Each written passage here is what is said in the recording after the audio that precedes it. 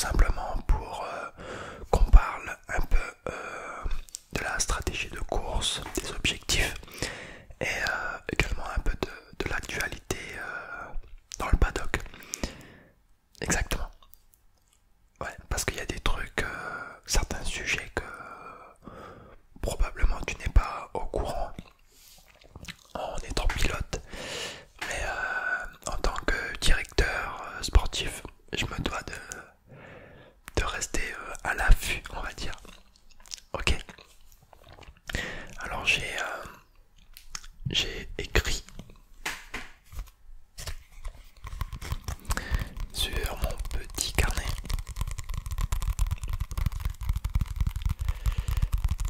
tout ce que je dois évoquer avec toi au niveau de la stratégie et des objectifs. On va refaire un petit débrief des 2 premiers jours, donc des essais libres et de la qualif. Ok, super.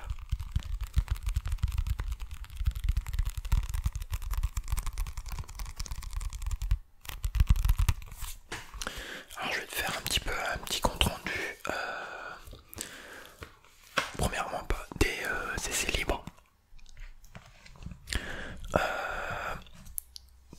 Donc avec les essais libres, on a pu voir, et je pense que tu l'as vu également aussi, que la voiture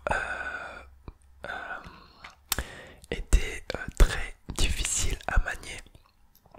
De plus que pendant les FP1, on a eu pas mal de pluie. Donc la voiture avait pas mal de survirage et on a vu ça aussi pendant les essais libres de l'après-midi, de vendredi après-midi. Il y a eu plusieurs têtes à queue, pas seulement par nous, mais par aussi d'autres équipes, par exemple Williams ou Haas. Mais on en a fait aussi, tu en as fait et Verstappen aussi en a fait. Donc on va dire que bon, on pense que c'est la température de la piste qui a dû changer entre temps. Faut regarder les datas, mais normalement c'est pas une question de la voiture. Peut-être, on verra bien en course de toute façon qu'est-ce que ça va donner. Mais on est plutôt confiant par rapport à ça. Ensuite, également dans les essais libres, on a pu voir que il y avait 4 voitures Mercedes en course. Tu as pu le voir aussi, ça on en parle beaucoup dans le paddock. Je parle bien évidemment de Force India qui a fait un copier-coller de la Mercedes de l'année dernière. Ouais, bah ouais, pas mal de gens l'avaient remarqué. Déjà dans les essais de pré-saison à Barcelone, on avait déjà vu qu'elle était vraiment très compétitive, mais qu'elle était également du copier-coller de la Mercedes de 2019. Mais ils ont très bien réalisé cette copie et la preuve, la voiture marche très très bien. Plusieurs fois, Sergio Perez a été dans le top 3 pendant les essais libres et Lance Stroll également a fait de bons tours avec la voiture. Et on a pu le voir aussi au niveau des qualifications. Sergio Perez a été à égalité avec toi au niveau du temps, donc vu que tu as passé la ligne d'arrivée en premier, tu gardes ta 5ème place et Sergio Perez sera 6ème derrière toi. Et devant toi tu as Lando Norris avec la McLaren qui sont également très très forts cette année. On l'avait vu aussi aux essais de pré-saison à Barcelone, mais là ça s'est vraiment concrétisé au niveau du temps. 4ème place pour McLaren, c'est vraiment leur meilleur résultat depuis 2016. Donc ils reviennent très très fort et il va falloir jouer des coudes avec eux au niveau de la course. Mais faut pas que tu t'inquiètes, on est tous derrière toi, on a confiance en toi.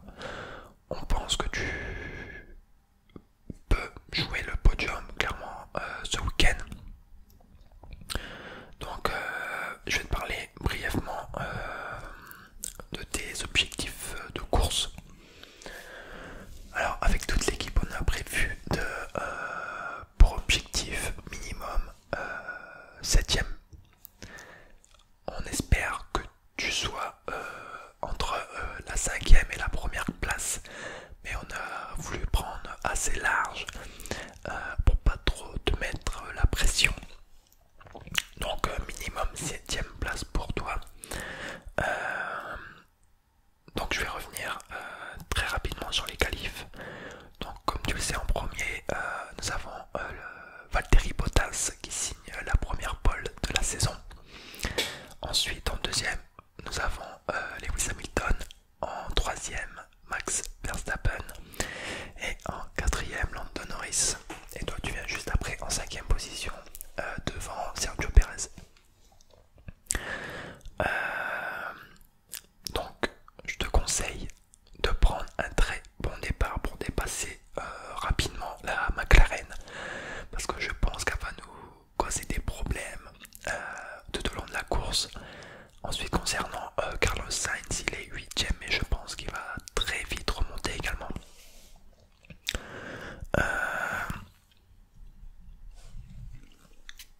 Alors pour la course, nous avons choisi une stratégie à un arrêt.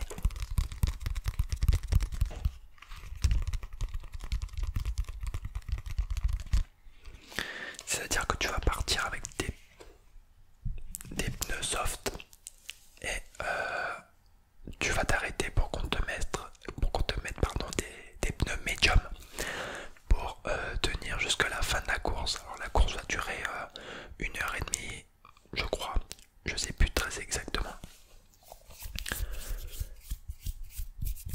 mais nous allons faire une stratégie à une arrêt pour toi et pour ton coéquipier également. Alors je peux pas encore te dire qui nous allons arrêter en premier pour faire l'undercut, mais de toute façon on te tiendra au courant durant la course. Tout dépend de ta position et de la position de Max.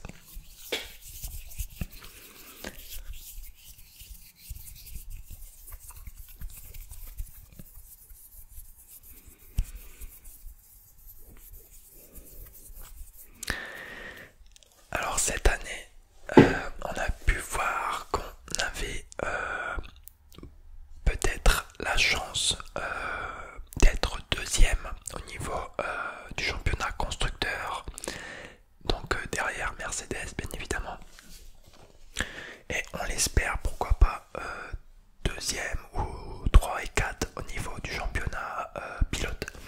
Alors pourquoi je te dis ça? Parce que déjà on a pu voir que Ferrari cette année était très mauvais au niveau du moteur. On l'avait déjà remarqué à Barcelone avec les pré-saisons, avec les tests de pré-saison pardon. Et là au niveau des essais libres et des qualifs, ils ont fait de très mauvaises qualifs, de très mauvais essais libres pour Ferrari bien évidemment, et non pas Ferrari, c'est quand même une grande marque, une grosse écurie, et de les voir aussi bas dans le classement, c'est un petit peu bizarre. Alors je vais te dire ce que pensent les autres équipes. J'ai parlé avec Toto Wolff de Mercedes, et Lewis Hamilton avait fait une interview en parlant de ça également. L'année dernière ils étaient très forts avec le moteur, surtout en ligne droite, il était très rapide.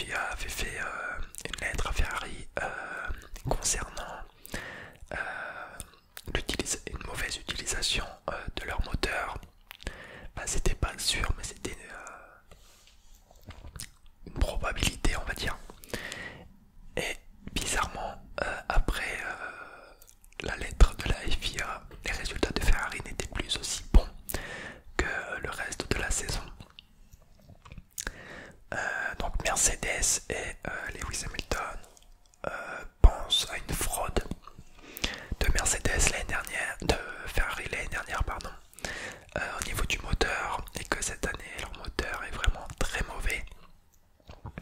Donc je pense que bon là c'est le début de saison, ils vont sûrement l'améliorer au cours du championnat. Il faut savoir que le championnat pour l'instant est très court, normalement il va durer seulement 8 courses. Le calendrier prévoit seulement 8 courses pour ce début de saison.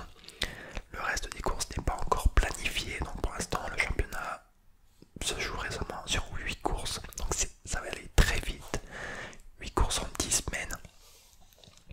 Donc il faut vraiment tout donner dès la première course, donc dès aujourd'hui.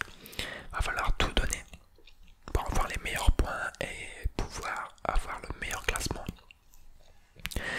Alors cette année, ça a été une année, je pense, particulière parce que déjà avec la crise du coronavirus, il n'y a pas de spectateurs cette année.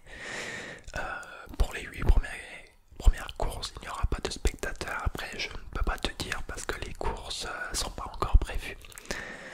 Mais également parce que je pense que cette année, on va devoir se battre avec Racing Point et McLaren, qui sont deux équipes à risque maintenant pour nous, vu les résultats qu'ils ont fait durant les qualifications et les essais libres.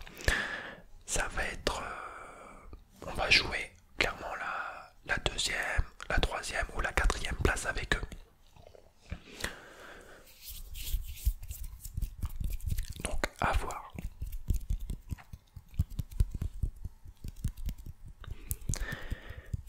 Alors je vais te parler avec toi un petit peu de la course, du circuit en lui-même. Tu as pu déjà le découvrir plusieurs fois. Hop.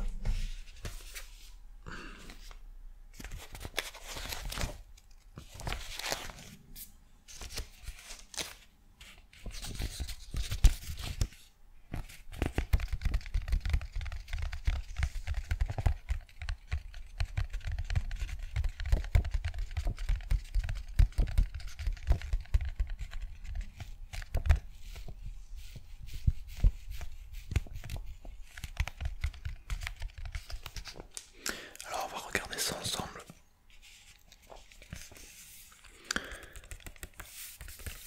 Alors il y a deux points que je voulais voir avec toi. Le premier point, c'est le virage 10. Alors c'est un virage très important, tout simplement parce que si tu prends trop large, on aura des pénalités. Alors tout simplement parce qu'au virage 10, quand tu sors trop large, il y a des capteurs qui vont détecter que tes 4 roues ont sorti la piste. Et au bout de 3 fois, nous aurons une pénalité. Donc ce virage est très important. Donc tu feras très attention au niveau de ce virage là.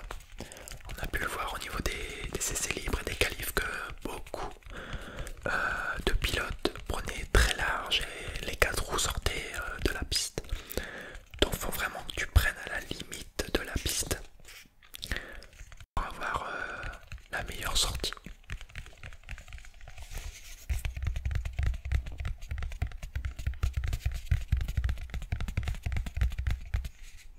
Donc comme tu le sais, il y a aussi également 2 points de DRS.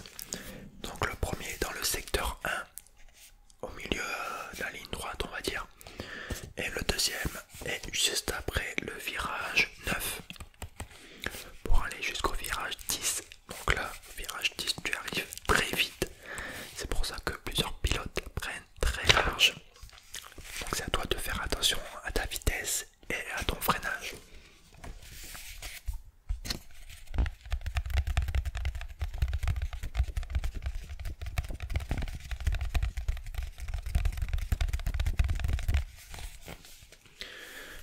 Après au niveau du circuit, j'ai pu... Donc là, c'est la ligne droite à grande vitesse.